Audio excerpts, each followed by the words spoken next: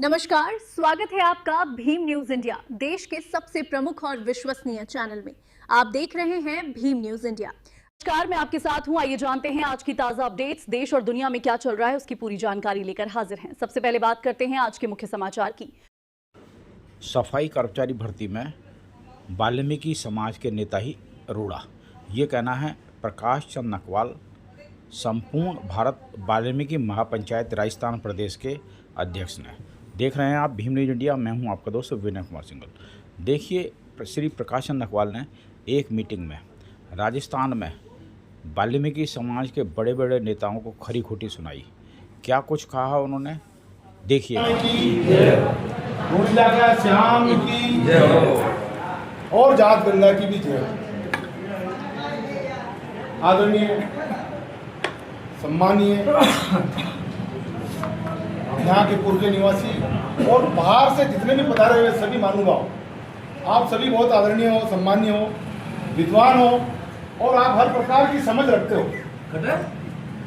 आज हम ये देखते हैं कि कहीं पर भी समाज को एकत्रित किया जाता है, जैसे कि कोई दामन हो, कोई पिंडी पाँच हो या कोई पगड़ी का कार्यक्रम हो या ऐसा कोई कार्यक्रम होता है, वहाँ हमारे समाज के लोग सैकड़ों की संख्या में उपस्थित हो जाते हैं। लेकिन आज हमारे समाज के साथ जो सरकार अत्याचार करने जा रही है और सरकार को जो हमारे कुछ ऐसे लोग हैं जो अपने लाभ के लिए सरकार का सहयोग कर रहे हैं और गलत गलत समझौते कर रहे हैं, गलत गलत तरीके से भर्ती के नियम बनवा रहे हैं, उन लोगों के खिलाफ आवाज उठाने की हिम्मत हमारे राजस्थान के अंदर हमारे बहुत सारे बड़े बड़े संगठन के पदाधिकारी बैठे हैं। दुनिया भर की ट्रेड यूनियन बनी हुई है, दुनिया भर के संगठन बने हुए हैं, उनके प्रदेशाध्यक्ष भी है, राष्ट्रीय अध्यक्ष भी है, लेकिन समाज हित के लिए वो लोग नहीं बोलते हैं। इसका हमें बड़ा दुख होता है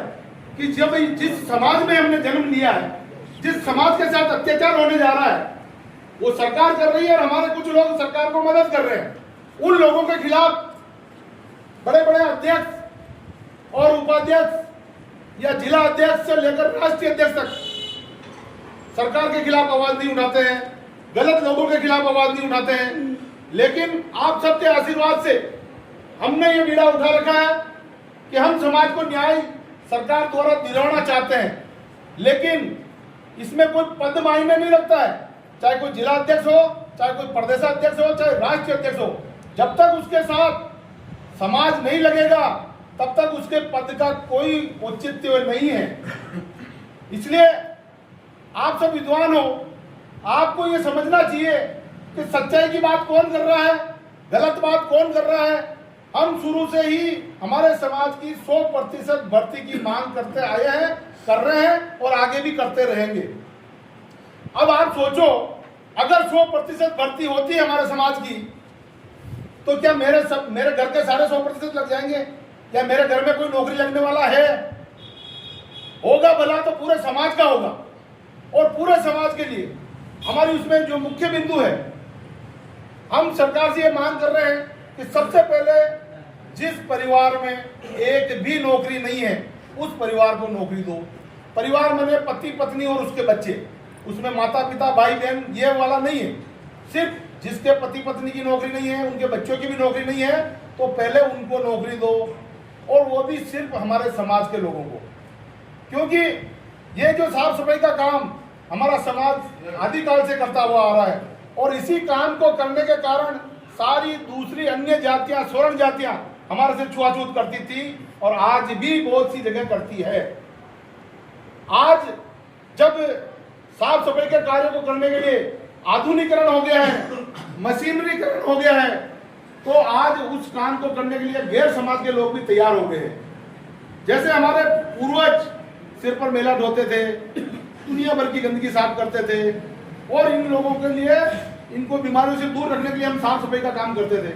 उसी काम के कारण हमारे से छुआछूत होती थी। आज जो गैर समाज के लोग ऐसा काम करने के लिए तैयार हो रहे हैं, तो क्या उस समाज के लोग उनसे भी छुआछूत करेंगे? लेकिन नहीं करेंगे। क्यों? कि आज कहते हैं कि हम समानता का अधिकार ला रहे हैं। समानता का अधिकार लाने के लिए बेटी रोटी का व्यवहार बनाना पड़ता है। वो लोग इस सफाई के काम में भर्ती हो जाते हैं, लेकिन सफाई का काम नहीं करते, अपने ही लोगों को कुछ पैसे देकर उनसे करवाते हैं और वो बाबू की कुर्सी पे बैठेंगे, किसी कंप्यूटर में बैठेंगे, किसी अफसर के यहाँ घर पर रोटी बनाने चले जाएंगे, बागवानी का काम कर लेंगे, किसी अफसर की गाड़ी चला लेंगे। ऐसे काम वो करते हैं, उनके कार्यभार का हमारे समाज के लोग वो झेलते हैं। इसलिए बड़ा दुख होता है, पीड़ा होती है। इसलिए हम ये आप सभी से हाथ जोड़कर अपील करते हैं, वर्ष 2023 में जो भर्ती सरकार द्वारा निकाली गई थी, लेकिन वो आरक्षण वर्गीकरण के हिसाब से होने वाली थी, इसलिए हमने उसका विरोध किया। आरक्षण वर्गीकरण से अगर भर्ती होती है तो हमारे एससी समाज को 16% आरक्षण मिला हुआ है, और 16% जो आरक्षण जिनको मिला है उसके अंदर कम से कम 62 जातियां हैं एससी के अंदर। अब 62 जातियों में वो 16% बटेगा तो हमारे समाज के हिस्से में क्या आएगा? हमारे समाज बिल्कुल जीरो पे रहेगा। 100 की भर्ती होगी, वहां 2-5 आदमी हमारे लगेंगे, बाकी सब गैर समाज के लगेंगे। हमको उस बात की पीड़ा है, इसलिए हम उस भर्ती का विरोध कर रहे हैं। हम ये चाहते हैं कि सिर्फ और सिर्फ जो हमारे समाज के अनपढ़ है बेचारे, इस सफाई के काम के अलावा दूसरा काम नहीं जानते हैं, और ये सफाई का काम प्राइवेट सेक्टरों में, कोई मिल में कर रहा, कोई फैक्ट्री में कर रहा, कोई किसी के घर पे कर रहा, किसी धर्मशाला में कर रहा, ऐसे करके अपना परिवार का गुजरान जो चला रहे हैं, उन लोगों के लिए हम चाहते हैं कि भाई उनको नियुक्तियां पहले मिले। जो वर्षों से ठेके में काम कर रहे हैं, वर्षों से सुविधा पे काम कर रहे हैं, उनका नंबर नहीं लग करके किसी और का लग जाए तो उसका भी हमको दुख होता है। इसलिए हम चाहते हैं कि वास्तविक जरूरतमंद समाज के व्यक्ति की नौकरी लगे, इसके लिए हम प्रयासरत हैं। आप सभी का आशीर्वाद हमारे ऊपर बना रहे और आगे भी बना रहेगा, ऐसा हम विश्वास करते हैं। और इस विषय पे बोलने के लिए बहुत सारी बातें हैं, लेकिन सारी बातें एक ही जगह पे करना उचित नहीं होता है। आपको शॉर्ट और स्वीट छोटा सा निवेदन यही है कि जहाँ समाज हित की बात हो, सच्चाई की बात हो, वहाँ आपका आशीर्वाद हम पर रहना चाहिए, समाज का साथ रहना चाहिए, तो ये समाज की जीत होगी, समाज के लोगों को फायदा मिलेगा, ऐसा हमारा आप सभी से निवेदन है।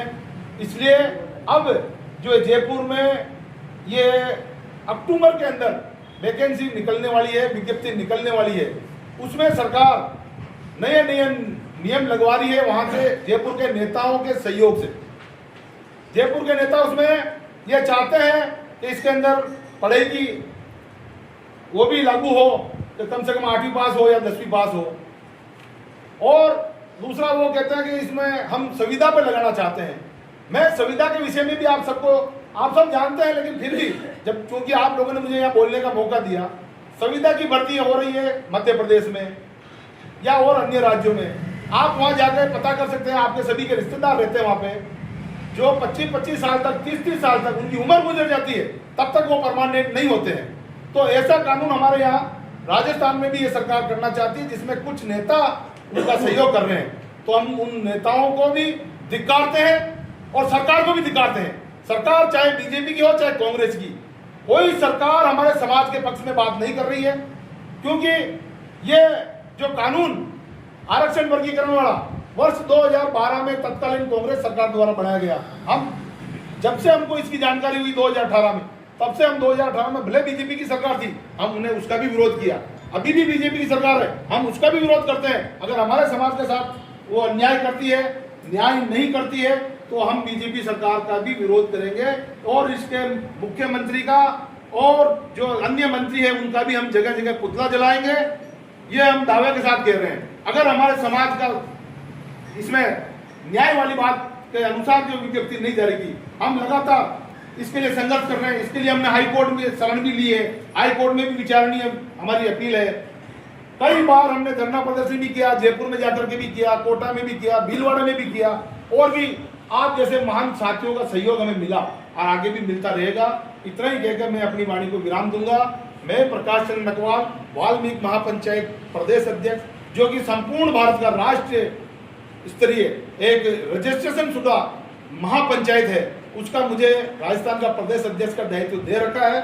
और इसी उद्देश्य से इस महापंचायत के इसको समाज के सामने लाने के लिए और समाज को सच्चाई बताने के लिए मैं इस काम को लेकर चल रहा हूं। आप सभी का आशीर्वाद मुझ पर बना रहे। संगठन बहुत सारे बने हुए हैं, लेकिन आज कौन सा ऐसा प्रदेश अध्यक्ष है जो 100% भर्ती की मांग कर रहा है? मुझे एक का नाम बता दो कि जिसने 100% भर्ती के लिए कोई आंदोलन किया हो, कोई सरकार को ज्ञापन दिया हो। तो हम उनसे भी प्रार्थना करते हैं कि आप भी समाज की भलाई के लिए, आपने समाज के नाम पर अच्छे अच्छे ऊंचे ऊंचे पद ले लिए, कोई क्या पद लेके बैठा, कोई क्या पद लेके बैठा, तो समाज की भलाई के लिए भी कोई न कोई बात करो।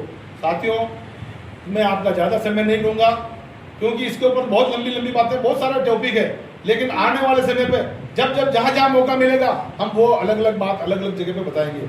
अभी आप सभी का आशीर्वाद मुझ पर बना रहे, यही मैं निवेदन करते हुए मैं मेरा स्थान ग्रहण करता हूँ, मेरी वाणी को विराम देता हूँ। धन्यवाद।